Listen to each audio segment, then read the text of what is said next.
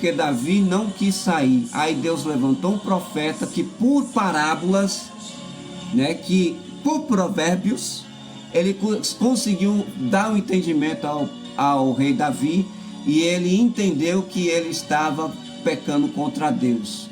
E Deus falou que ia expiar o pecado dele através do filho que tinha acabado de nascer. E a Bíblia diz que Davi ele orou 3 dias em jejum.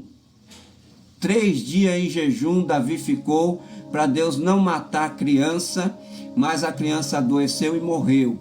E então o profeta voltou até ele e deu a palavra de justificação, e daquela situação o Senhor falou poderosamente que iria através do próximo filho de Davi com Batseba. Então Deus fez uma aliança com Davi, dizendo que o próximo filho, que seria Salomão, iria ser o próximo rei de Israel. E a promessa foi feita também pelo profeta Natã do nome de Salomão, que é Gedidias, que quer dizer querido do Senhor.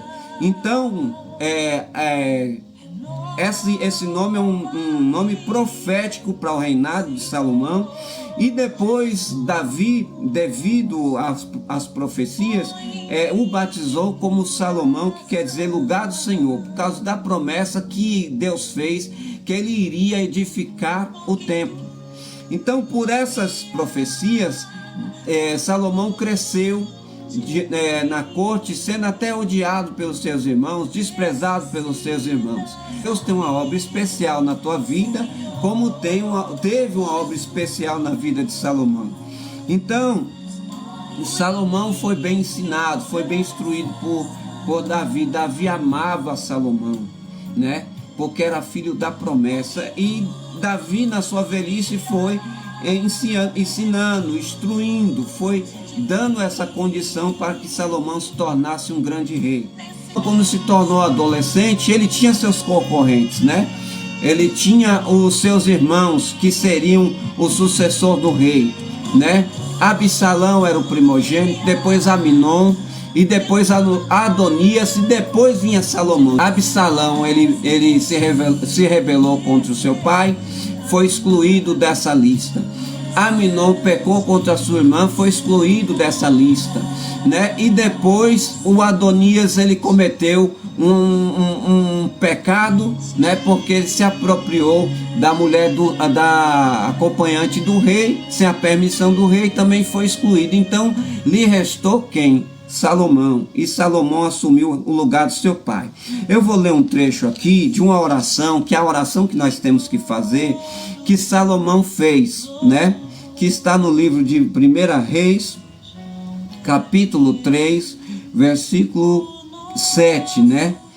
Que Salomão, quando ele foi ungido a rei e que ele foi consagrar o templo, ele fez uma oração e Deus gostou muito dessa oração. E nós precisamos fazer essa oração todos os dias, né?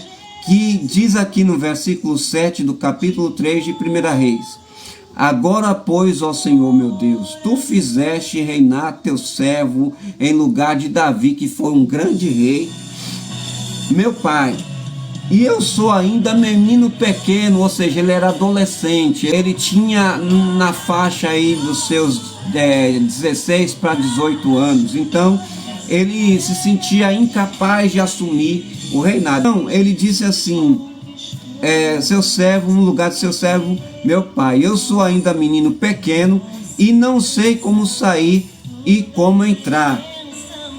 E teu servo está no meio do teu povo que elegeste, povo grande, que nem pode contar, nem numerar pela sua multidão. A teu servo, pois, dá um coração entendido para julgar o teu povo, para que prudentemente discina entre o bem e o mal, porque quem poderia julgar este teu tão grandioso povo? E estas palavras pareceu boa aos olhos do Senhor, que Salomão pedisse essas coisas. Você está percebendo? O pedido de Salomão não foi coisas materiais, foi coisas abstratas, coisas subjetivas, que iria capacitá-lo para executar a grande tarefa que Deus estava para colocar em suas mãos. A profecia ia se cumprir, ele ia se tornar rei, mas ele tinha que ter capacidade para não envergonhar o legado de seu pai. Então ele buscou o quê? Sabedoria, coração entendido. Nós precisamos hoje de sabedoria em várias áreas da nossa vida. Precisamos de sabedoria para nos relacionar com nossos cônjuges. Precisamos de sabedoria para relacionar com os nossos pais. Nós precisamos de sabedoria para relacionar com os nossos filhos. Nós precisamos de sabedoria para relacionar com os nossos vizinhos. Nós precisamos de sabedoria para se relacionar com o nosso patrão ou com os nossos empregados. Nós precisamos de sabedoria para liderar as nossas igrejas. Nós precisamos de sabedoria para poder conduzir todas as nossas áreas das nossas vidas. E o que é sabedoria? Sabedoria é a capacidade de interpretar as situações e agir de maneira correta a fim de lograr êxito. Em outras palavras, pode ser julgar corretamente, né? Então, sabedoria é uma forma da gente conseguir agir, conseguir vencer os obstáculos diante das adversidades, né? Então, sabedoria é diferente de inteligência. Inteligência é a habilidade de aprender ou solucionar problemas, né? É diferente também, sabedoria é diferente também de prudência. Prudência é a capacidade de agir corretamente, não pela emoção, mas pela razão, de forma coerente, de forma eficaz. Tá vendo? São todas palavras que estão relacionadas ao intelecto. E nós precisamos produzir, né, o conhecimento, né, que está relacionado à cognição. Cognição é o quê? A forma que nós raciocinamos, a racionalidade. Então é a capacidade de conhecer fatos ou assuntos, né? Que está relacionado também à ciência, né? A palavra ciência está relacionada à cognição, ao conhecimento. Então, para nós ter essas aplicações do intelecto em nossa vida, nós precisamos de sabedoria.